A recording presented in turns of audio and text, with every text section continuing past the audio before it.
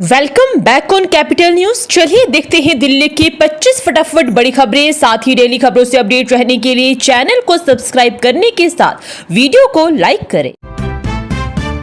दिल्ली की महिलाओं के खाते में हर महीने आएंगे 2500 रुपए। कौन होगा पात्र? पोर्टल लॉन्च पर बड़ा अपडेट।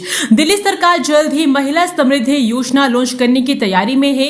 इस स्कीम के तहत पात्र महिलाओं को हर महीने सीधी आर्थिक मदद दी जाएगी। 2026-27 बजट में इस योजना को महिला सशक्तिकरण का बड़ा कदम माना जा रहा है।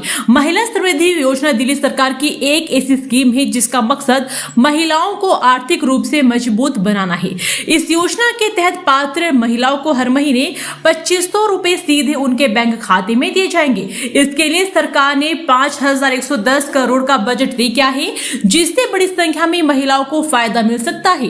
इस योजना का फायदा पाने के लिए महिलाओं को ऑनलाइन आवेदन करना होगा। सरकार एक खास पोर्टल लॉन्च करने वाली है, जहां रजिस्ट्रेशन के बाद पात्र महिलाओं को हर महीने 2500 की राशि डीबीटी के जरिए सीधे खाते में ट्रांसफर की जाएगी। फिलहाल सरकार ने पात्रता के नियम पूरी तरह साफ कर नहीं किए हैं। माना जा रहा है कि इसमें आय, निवास और अन्य सामाजिक मानकों के आधार पर महिलाओं का चयन किया जाएगा। जैसे ही गाइडलाइन जारी होगी, पूरी डिटेल सामने आ जाएगी। रजिस्ट्रेशन के लिए सरकार जल्द ही एक ऑनलाइन पोर्टल शुरू करेगी। इसके बाद महिलाएं घर बैठे आवेदन कर सकेगी। आवेदन के लिए आधार, बैंक डिटेल और पहचान से जुड़े जरूरी दस्तावेज लग सकते हैं। दिल्ली में गैस एजेंसी के डिलीवरी बॉय ही निकले लुटेरे। सीक्रेट गोदाम से मिला सिलेंडरों का जखीरा। देश में एलपीजी की उपलब्धता को लेकर बढ़ती चिंता के बीच एक बड़ी खबर सामने आई है। राजधानी दिल्ली में आम जनता की रसोई तक पहुंचने वाली गैस की कालाबाजारी करने वाले एक बड़े गिरोह का पर्दाफाश हुआ है। दिल्ली पुलिस की क्राइम ब्रांच ने संगम विहार इलाके में छापे मारकर अवैध रूप से चल रहे एलपीजी रैकेट को पूरी तरह ध्वस्त कर दिया है। पुलिस ने मौके से कुल 183 इंडेन गैस सिलेंडर बरामद किए हैं, जिनमें 754 पूरी तरह भरे हुए थे और 29 खाली थे। पुलिस ने इस मामले में 4 मुख्य आरोपियों शेर सिंह, सूरज परिहार, रघुराज सिंह और जितेंद्र शर्मा को गिरफ्तार किया है। चौंकाने वाली बात यह है कि सभी आरोपी एक अधिकृत गैस एजेंसी के रजिस्टर्ड डिलीवरी कर्मी है। ये आरोपी एजेंसी से सिलेंडर लेकर ग्राहकों तक पहुंचाने के बजाय उन्हें अपने किराए के गुप्त गोदामों में जमा कर देते थे और वहां से अवैध रिफिलिंग और कालाबाजारी का खेल चलाते थे। सीएम रेखा गुप्ता ने जल भराव रोकने के लिए ड्रेनेज मास्टर प्लान का किया ऐलान। मुख्यमंत्री रेखा गुप्ता ने दिल्ली विधानसभा में अपना पहला पूर्णकालिक बजट पेश करते हुए राजधानी के विकास के लिए कई महत्वपूर्ण योजनाओं की घोषणा की है। इस बजट में मुख्य रूप से जल भराव की समस्या को जड़ से खत्म करने और महिलाओं के आर्थिक सशक्तिकरण पर विशेष ध्यान दिया गया है। सरकार ने दिल्ली के बुनियादी ढांचे को सुधारने के लिए लोक निर्माण विभाग और जल बोर्ड को भारी बजट आवंटित किया है। इन घोषणाओं का उद्देश्य दिल्ली के नागरिकों को बेहतर सुविधाएं प्रदान करना और शहर के ड्रेनेज सिस्टम को अत्याधुनिक बनाना है। 26 मार्च को दिल्ली का अक्षरधाम बनेगा। ऐतिहासिक पल का गवाह एक पैर पर खड़ी दुनिया की सबसे ऊंची प्रतिमा का होगा लोकार्पण। दिल्ली के स्वामी नारायण अक्षरधाम में 26 मार्च को 108 फीट ऊंची तपोमूर्ति श्री नीलकंठ वर्णी की पंचधातु प्रतिमा की प्राण प्रतिष्ठा होगी। यह प्रतिमा भगवान स्वामी नारायण के कठिन तप को दर्शाते हुए एक चरण पर खड़ी है। पंचधातु से निर्मित यह प्रतिमा दुनिया की ऐसी पहली विशाल प्रतिमा है जो भगवान के कठिन तप को दर्शाते हुए एक चरण पर अडिग खड़ी है। इस आयोजन की भव्य तैयारियां जोरों पर है। दिल्ली में स्वास्थ्य सेवाओं को मिलेगी मजबूती। बनाए जाएंगे 750 से अधिक नए आरोग्य मंदिर। दिल्ली सरकार 750 से अधिक नए आयुष्मान आरोग्य मंदिर स्थापित करेगी।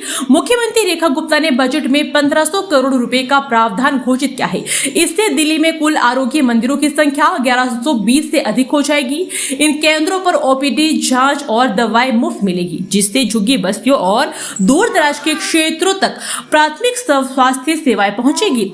दावा किया गया है कि नए केंद्र आरंभ होने से दिल्ली में आयुष्मान आरोग्य मंदिरों की कुल संख्या बढ़कर 1120 से अधिक हो जाएगी, जिससे स्वास्थ्य सेवा घरों तक पहुंच सकेगी।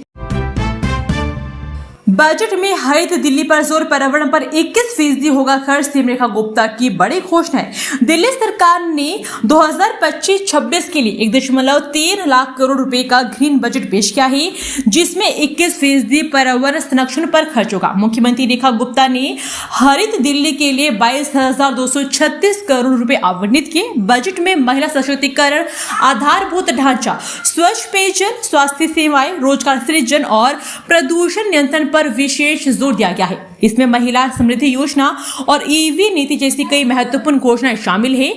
वित्त वर्ष 2025-26 के लिए प्रस्तुत 1,03,700 करोड़ के ग्रीन बजट में से 22,236 करोड़ रुपए राजधानी को हरित दिल्ली के रूप में विकसित करने पर खर्च किए जाएंगे। हरित विकास के साथ ही बजट में आधारभूत ढांचा मजबूत करने पर जोर देते हुए तेज विकास करने को प्रमुखता दी गई है। दिल्ली में तार होंगे भूमिगत, घटेगी दुर्घटनाएं, बढ़ेगी सुरक्षा। बजट में 200 करोड़ रुपए का प्रावधान। दिल्ली सरकार ने दशकों से लंबित तारों को भूमिगत करने की योजना को पूरी दिल्ली में लागू करने का निर्णय लिया है। शालीमार बाग और चांदनी चौक में शुरू हुई इस पहल के लिए बजट में 200 करोड़ रुपए का प्रावधान किया गया है। इससे दिल्ली की सुंदरता बढ़ेगी, दुर्घटनाएं कम होगी और सुरक्षा बेहतर होगी, जिससे तारों के मकर जाल से मुक्ति मिलेगी।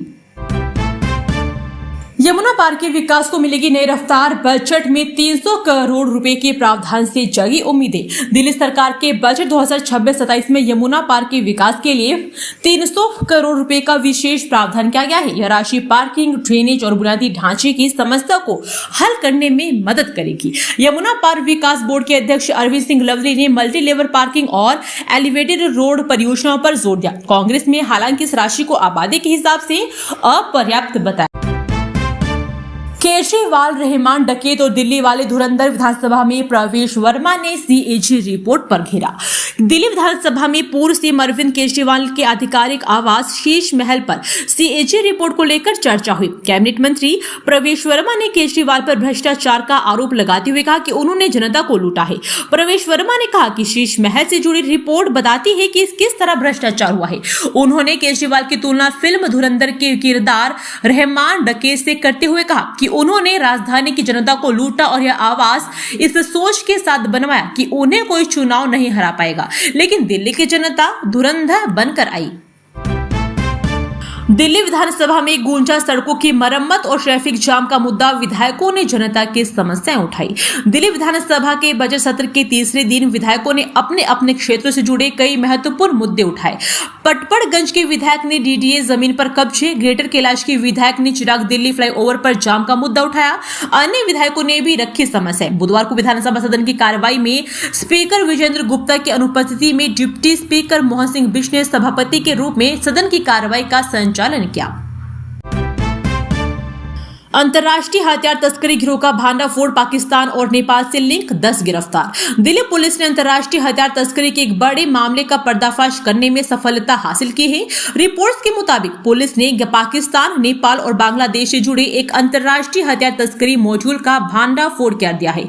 इस कार्रवाई में कुल 10 लोगों को गिरफ्तार किया गया है। पुलिस अधिकारियों ने बताया है कि आरोपियों के पास से विदेशी बने आधुनिक हथियारों और कारतूसों का बड़ा जखीरा बरामद किया गया है।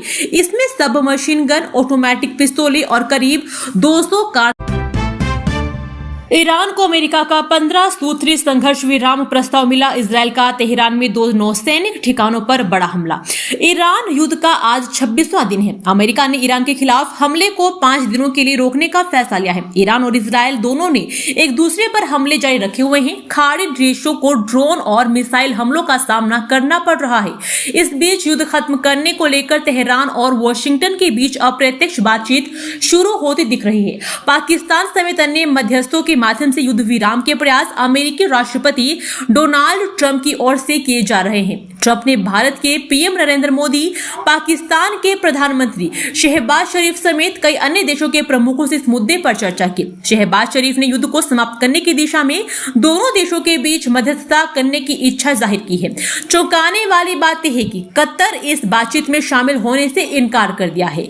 ईरान के विदेश मंत्री अब्बास अराघची ने सोमवार को ट्रंप की घोषणा के बाद से मिस्र, ओमान, पाकिस्तान, रूस, दक्षिण कोरिया, अजरबैजान, तुर्की और तुर्कमेनिस्तान में अपने समकक्षों से बातचीत की है। मिस्र के विदेश मंत्रालय ने बताया है कि मिस्र के विदेश मंत्री बद्र अबेदालाती ने भी संभावित बातचीत को लेकर अमेरिकी दूत स्टीव विटकोफ से फोन पर बात की। ट्रंप ने एक दिन पहले दावा किया था कि युद्ध खत्म करने के लिए पिछले 2 दिनों में ईरान के साथ बहुत अच्छी बातचीत हुई है। ईरान की संसद के स्पीकर मोहम्मद बाखर गालिफग ने अमेरिकी राष्ट्रपति के दावों को खारिज करते हुए ऐसी खबरों को फर्जी खबर बताया है जिनका मकसद तेल की कीमतों को प्रभावित करना था। ऐसी भी खबरें हैं कि ट्रंप ने पाकिस्तान के सेना प्रमुख जनरल आसिफ मुनीर से फोन पर बात की थी। हालांकि व्हाइट हाउस की प्रेस सचिव कैरोलिन लेविट ने कहा कि संवेदनशील कूटनीतिक बातचीत थी और अमेरिका समाचार मीडिया के माध्यम से बातचीत नहीं करेगा। इस घटनाक्रमों के बीच 2 भारतीय एलपीजी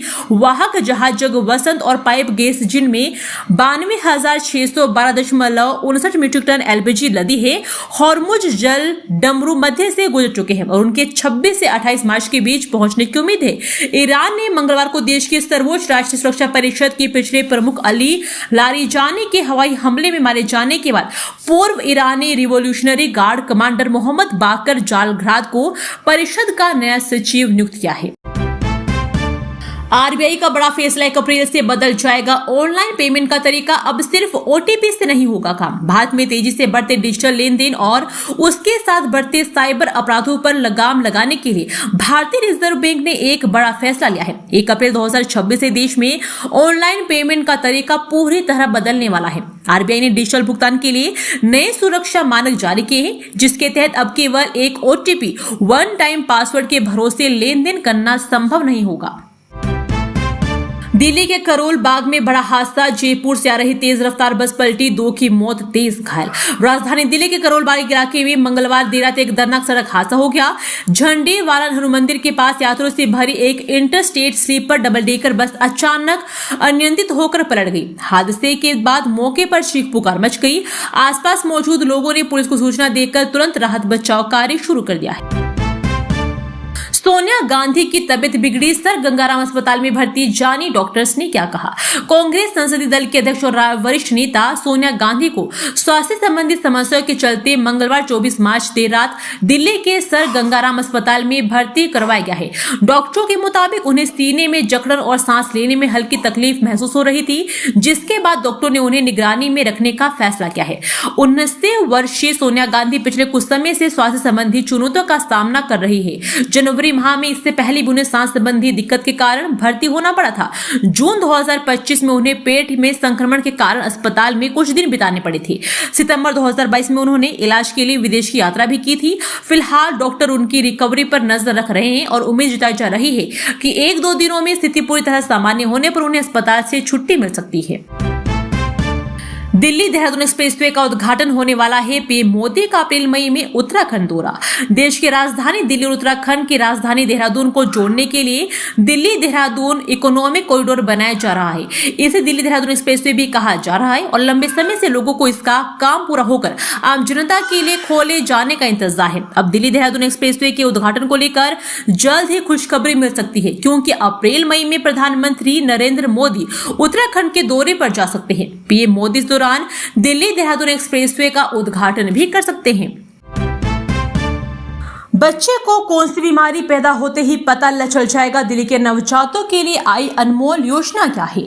दिल्ली सरकार ने अपने पहले पूर्णकालिक बजट में महिलाओं, बेटियों के साथ कई सेक्टर्स को तोहफे दिए हैं। हेल्थ के लिए तो रेखा गुप्ता सरकार ने बड़ा खजाना खोला है। सरकार ने कुल 13,000 करोड़ आवंटित किए हैं। इसमें सबसे खास है अनमोल योजना। इसका सीधा फायदा दिल्ली के नवजात बच्चों को होगा। इस योजना के लिए सरकार ने अलग से 25 करोड़ रुपए का प्रावधान किया है। सीएम ने योजना के ऐलान को लेकर बोलते हुए कहा कि घर में जब कोई बच्चा जन्म लेता है तो परिवार के लिए वे बहुत ही अनमोल होता है और महज कुछ घंटों का भी होता है तो भी हमें जान से प्यारा हो जाता है। हालांकि कई बार बच्चे में कोई जेनेटिक बीमारी हो जाती है, जिसके बारे में बाद में पता चलता है। धीरे धीरे जैसे वो बड़ा होता जाता है तब लक्षण सामने आने लगते हैं, लेकिन तब इलाज संभव नहीं होता। दिल्ली एनसीआर में 4 दिन मौसम के तीखे तेवर, चलेगी तेज हवाएं, बारिश का भी अलर्ट। दिल्ली एनसीआर में 4 दिन मौसम की उठापटक देखी जाएगी। मौसम विभाग ने तेज हवा के साथ बारिश का अलर्ट जारी किया है। मौसम विभाग के अनुसार एक नया पश्चिमी विक्षोभ एक्टिव हो रहा है। इससे दिल्ली एनसीआर के कई इलाकों में गरज चमक के साथ हल्की बारिश या बूंदाबांदी हो जाएगी। इस दौरान तेज हवाएं चलने का भी अनुमान है। तापमान की बात करें तो बारिश के बाद इसमें हल्की गिरावट आने की उम्मीद है। इसके अगले दिन यानी 27 मार्च को भी बादल छाए रहेंगे। मौसम विभाग ने 27 मार्च को सुबह से दोपहर के बीच गरज चमक के साथ हल्की बारिश होने की संभावना जताई है। 28 मार्च को मौसम थोड़ा शांत रहेगा, लेकिन 29 मार्च को एक बार फिर मौसम के तेवर तीखे हो जाएंगे। 29 मार्च यानी रविवार को 30 से 40 किलोमीटर प्रति घंटे की रफ्तार से हवाएं चलेगी। मौसम विभाग ने इस दिन गरज चमक के साथ हल्की बारिश की भी संभावना जताई है। पाकिस्तान न पिद्दी का शोरबा, कांग्रेस नेता ने क्यों साधा निशाना, बोले उसका चौधरी बनना पसंद नहीं। अमेरिका, इजरायल और ईरान के बीच जारी भयंकर युद्ध को लेकर विश्व स्तर पर राजनीति गरमाई हुई है। दूसरी ओर देश में एलपीजी गैस और पेट्रोल की कीमतों का आरोप लगाकर विपक्ष सरकार को घेरने की कोशिश कर रहा है। इस क्रम में कांग्रेस सांसद और बीसीसीआई के उपाध्यक्ष राजीव शुक्ला ने भी बड़ा बयान दिया। उन्होंने अपने अंदाज में ट्वीट कर प्रतिक्रिया देते हुए कहा कि अमेरिका राष्ट्रपति डोनाल्ड ट्रंप की मदद से पाकिस्तान का चौधरी बनना उन्हें पसंद नहीं आ रहा है। उन्होंने अपने ट्वीट में पाकिस्तान को वैश्विक मंच पर मिल रही तवज्जो पर सवाल उठाते हुए नाराजगी जताई है। कांग्रेस नेता ने हालांकि बिना नाम ले सरकार पर निशाना साधा है।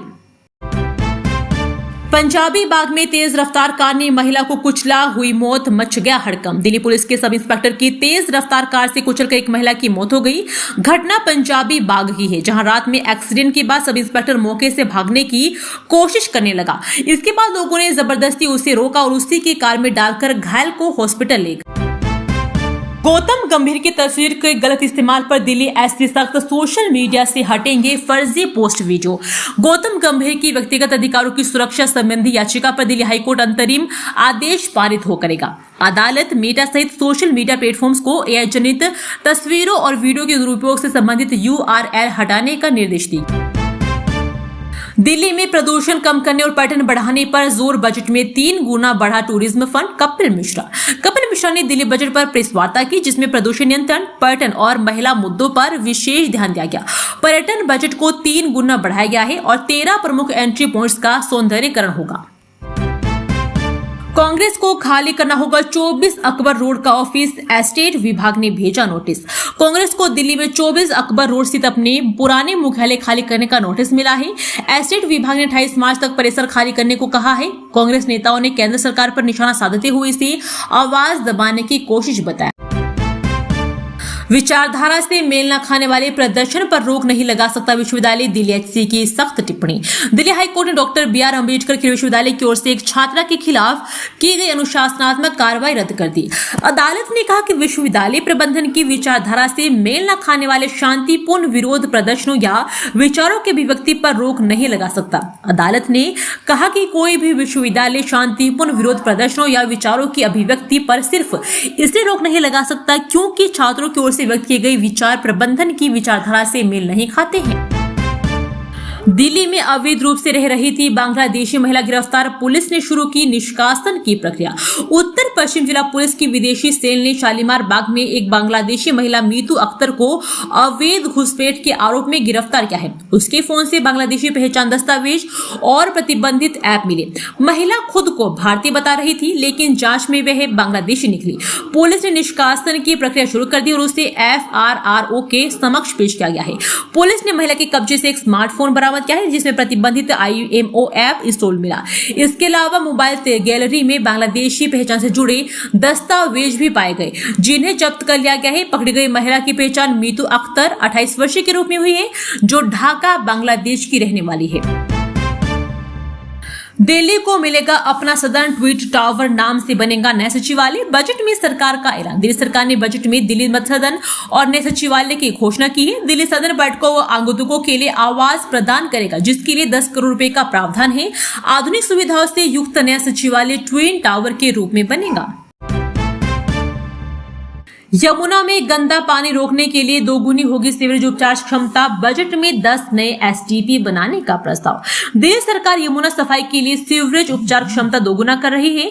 बजट में 10 नए एसटीपी का प्रस्ताव है, जबकि 37 मौजूदा संयंत्रों का उन्नयन जारी है। लक्ष्य 1500 एमजीटी क्षमता हासिल करना है। अनधिकृत कॉलोनियों में सीवर लाइन बिछाने का काम भी तेजी से चल रहा है, जिससे नदी में गंदा पानी गिरने से रोका जा सके। राजधानी का स्वास्थ्य ढांचा होगा मजबूत, दिल्ली को मिलेगी चौथा ट्रॉमा सेंटर। दिल्ली सरकार ने 2026 के स्वास्थ्य बजट में 13,036 करोड़ रुपए प्रस्तावित किए हैं। इसका उद्देश्य स्वास्थ्य सेवाओं को मजबूत करना है। मंगलवार को अपना दूसरा बजट पेश करते हुए मुख्यमंत्री रेखा गुप्ता ने स्पष्ट किया है कि दिल्ली सरकार के स्वास्थ्य ढांचे को चरणबद्ध तरीके से विस्तार देकर बढ़ती जनसंख्या और मरीजों के दबाव को कम करने की दिशा में बेहतर कार्य किया जाएगा। सरकार ने PMJAY योजना का दायरा बढ़ाकर 7.5 लाख लाभार्थियों तक किया गया। दिल्ली में तीसरी आंख का बढ़ेगा पहरा, स्ट्रीट लाइटें महिलाओं को देगी सुरक्षा का प्रकाश। मुख्यमंत्री रेखा गुप्ता ने दिल्ली बजट में महिला सुरक्षा को प्राथमिकता दी है। 225 करोड़ रुपए से 50,000 नए CCTV कैमरे लगेंगे और मौजूदा कैमरों का रखरखाव भी होगा। दिल्ली में अग्निशमन का ढांचा होगा मजबूत, नए फायर स्टेशन और 26 QRB होंगे शामिल। दिल्ली सरकार ने अग्निशमन सेवाओं को मजबूत करने के लिए बजट बढ़ाया है, जिसमें नए फायर स्टेशन और 26 फायर टेंडर शामिल होंगे। पालम अग्निकांड से सबक लेते हुए शामनाथ मार्ग पर अत्याधुनिक आपदा प्रबंधन केंद्र बनेगा। इसे सबक लेते हुए दिल्ली सरकार ने अग्निशमन के ढांचे को मजबूत करने की घोषणा की है। इसके साथ आपराधिक घटनाओं की जांच को तेज करने के लिए दिल्ली सरकार ने बजट में दक्षिणी दिल्ली के शेख सराय में फोरेंसिक साइंस लैब के लिए नया भवन बनाने का भी प्राविधान किया है। दोस्तों, वीडियो पसंद आया तो वीडियो को लाइक एवं चैनल को सब्सक्राइब कीजिए और कमेंट करके बताइए कि आप दिल्ली के किस जगह से इस वीडियो को देख रहे हैं। जय हिंद, वंदे मातरम।